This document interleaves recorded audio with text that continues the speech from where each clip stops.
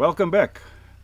It's the morning of day 4 of the Defender Trophy, and we find ourselves here at Medike East, the EWT's land on top of the Soutpansberg, and a really exciting day ahead of us. We're now going to go down the Thomas Wilson Pass, and it was named after the donor who gave the funding to make this new pass. It was finished only last year, and we're the first group of people to be able to use this pass.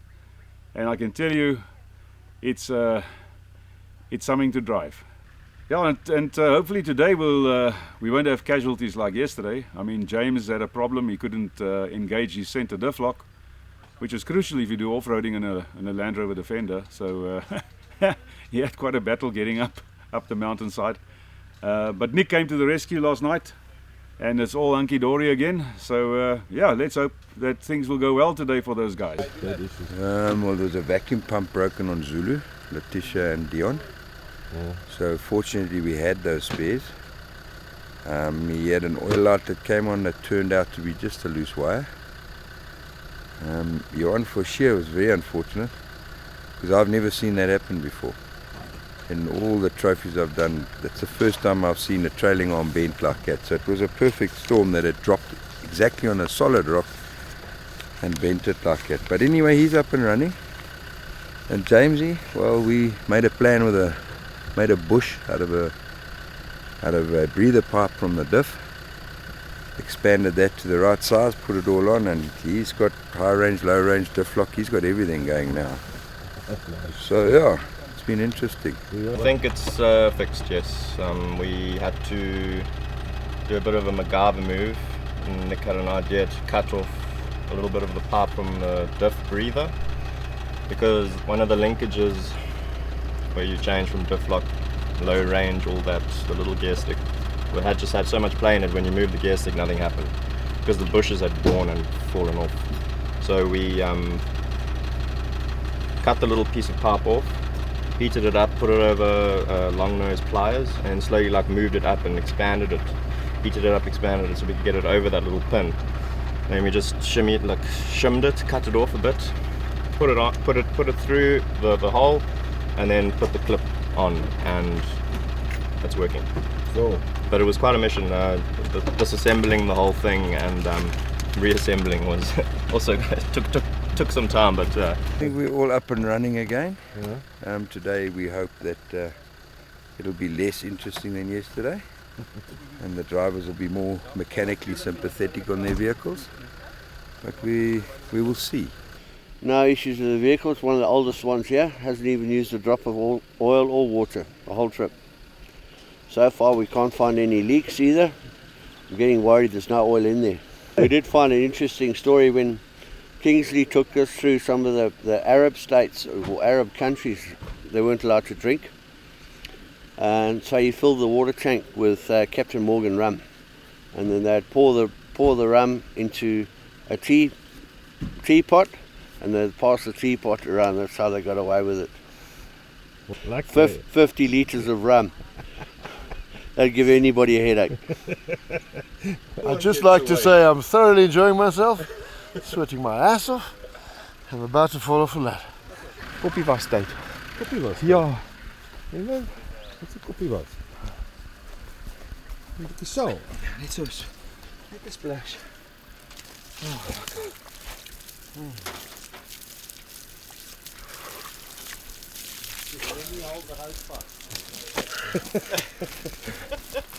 Ja, soort. Nee, ons sien uit na die pas wat almal praat, die nuwe pas of pad wat ons gaan ry af. So ons sien uit na dit. Ja, nou maar net weer die verskeidenheid van die omgewing wat ons kan sien en wat ons gaan beleef en saam met die groep te ry. I'm Kath Wise. I'm the Soutpansberg Protected Area Program Manager for our Soutpansberg project through the Endangered Wildlife Trust. This is fantastic to have all of these 4x4s here. This is the start of many trips, we hope. Getting people to come to the Soutpansberg, enjoy it, see this fantastic landscape. It's certainly adventurous roads for the enthusiasts, but it's also a fantastic place for hiking and trail running. We've established the Old Salt Trail, which is it's a network of over 100 kilometers of hiking trail, and that's going to be launching this year as well. And we've got an annual Soutpansberg Mountain Marathon that's happening on the 5th of August this year. But that's a great way to come and see the mountain in a day, get some exercise. There are various distances from 5 kilometers to 40. We're even starting to plan an ultra, which will be 110 Ks. Not for me, but it's out there. And yeah, so there's a lot of other things that we are in development, and we're looking forward to seeing this mountain become the next place to be in South Africa. One of our funders was a man by the name of Douglas Wilson, and he donated a lot of money to us for infrastructure upgrades on Medike, and we're very appreciative of that. And one of the things that we've managed to do with that is open what is now called the Thomas Wilson Pass. It's actually named after Douglas's father. And it's very much a rough road at this stage. It's just been opened up in December. But it's a mountain pass that pretty much goes from the top of the mountain down to the bottom of the Sand River Gorge, sort of descending about over 400 meters as you go down. It's spectacular along the Sand River Gorge, beautiful mountain views of the gorge. And it's still in development. There's still a lot of work to still happen on the road, but I think the defenders will find it beautiful today. It's a nice road for them, but challenging, but technical, but I think they'll love it.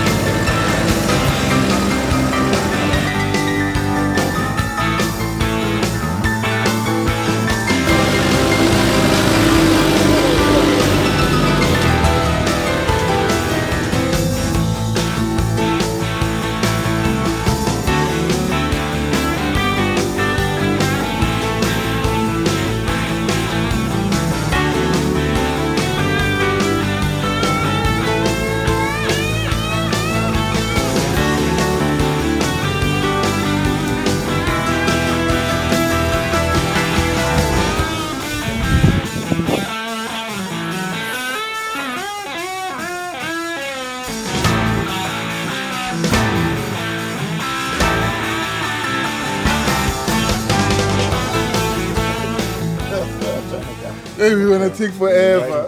Another one. No one. Yeah. Okay. And then you put On the nut. hole in the nut. Maar je nat vast, maar met de vlees op wil je niet afgetrekt. Je is van een paar wat in. How the met de Maar Is that possible? jy kan sien uit rap en dis die laaste stuk. This guy, eh? Sorry. What's wrong? The nut.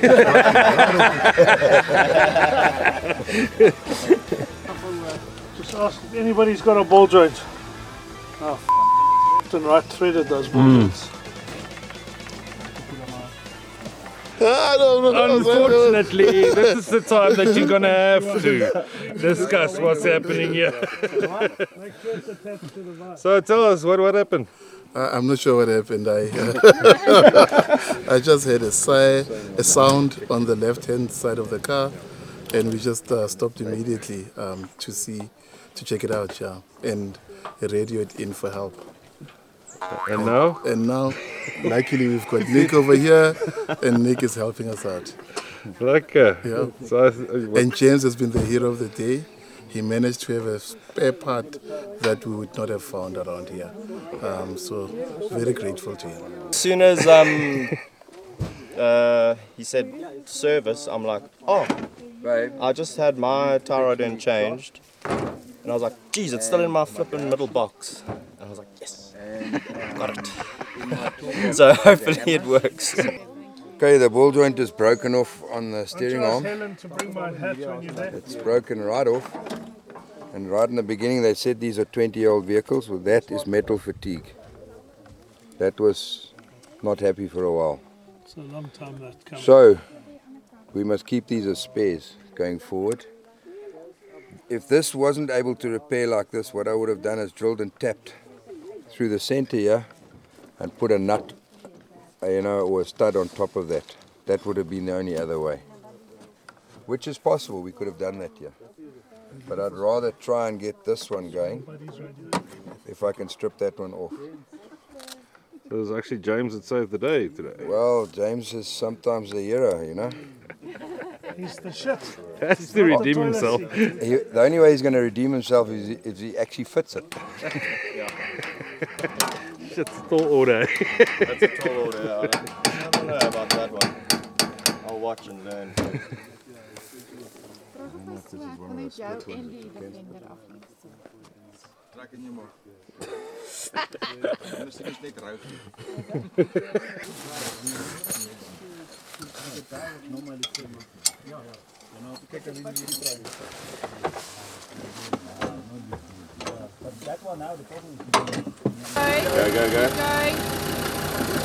Keep going.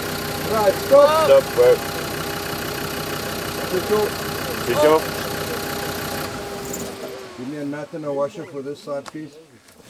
So what we did is we found an old ball from an old ball joint, and because the ball and thread had snapped off, we used an old ball, not quite from the right ball joints, but we were able to cut off the bottom, adjust it, maneuver it, and get it through, that we're just able to limp to the next town, which luckily is very close. It's under 50 k's away from what I understand, so she'll make it there no problem, and hopefully we can get it sorted out properly there. Oh, let's hope it's not terminal, and hope this town's got a spare, but this will get them down the road. Awesome. So, yeah, lekker. Well done. Part of the challenge, eh? Yeah.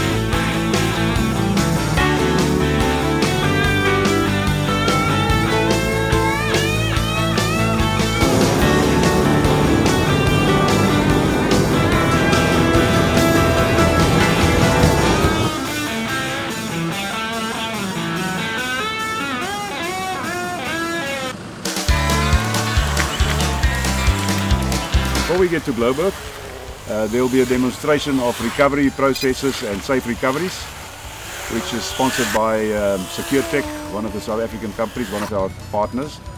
And and from there on into the game reserve, and then tonight we'll end up in Blouberg under the stars once again. So thank you so much for the opportunity, Johan.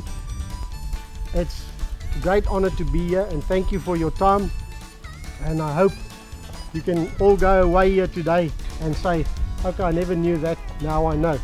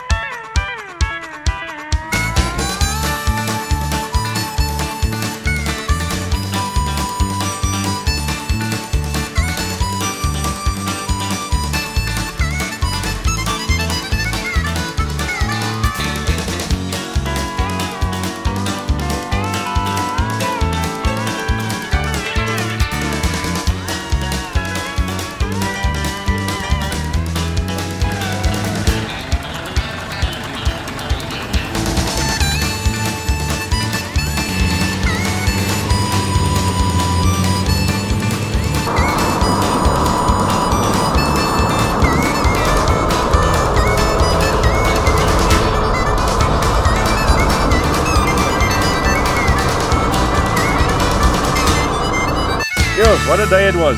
We used the Thomas Wilson Pass to traverse between the properties of the EWT from east to west. And we were the first commercial group through that pass. It was recently completed. And man, that was so cool. And luckily no, or too many breakdowns or anything went wrong. It really went well. And then we got to Blouberg, and that's where Henk from SecureTech was waiting for us, and he's the fundi on 4x4 recovery. So he gave us such an excellent demonstration of 4x4 recovery. Thank you, Henk. Thank you. That was really cool to have you there. Pleasure. Yeah, and I mean, you know, it is so important that people understand how dangerous it is to recover a stuck vehicle. And Henk really did it so well and explained everything in detail. And maybe, Henk, you can just tell the viewers something that, you know, just a short overview of what we did today. Yeah, so we basically just ran through the product range, starting with basics like a good spade, gloves, then just a short discussion, or maybe it was a long one, on shackles, also the new advent of soft shackles and why both should be in your recovery equipment. Yeah, exactly. Then we went on and we quickly did a simulated failed recovery or two, just so that the participants can really see what goes wrong. When if it goes wrong, what can happen? I mean, that impact was just unbelievable. So all in all, time well spent. Yeah. And it's such a pleasure to be here and to be a part of the Defender Trophy. Yeah, even though if it's just from a sponsorship and a little presentation point of view. But it was good. Yeah, no, thanks to you. So thanks to you. And I mean, the one thing that really came out for me, because I mean, I've been using your equipment for years already. And if you go check in the back of my Landy, it's SecureTech kit in there. But I never knew that if anything goes wrong with that kit, even if you break it yourself, you send it back to Henk and he will repair it gratis and verniet for as long as forever. So, I mean, that's not just a guarantee. That's a friendship gesture. Man, bring your broken strap, we'll fix it for free. And that's something that's stuck in my head. I mean, that's really such a cool warranty that you guys have got. Yeah. So yeah, no, and I'm glad the people, whoever watches the show, will see that, know that, and actually go get themselves some SecureTech stuff. So there you have it. The end of today, and we're now going to sit around the fire and enjoy a quiet one or two. And please join us for the final episode of the Defender Trophy. Till next time.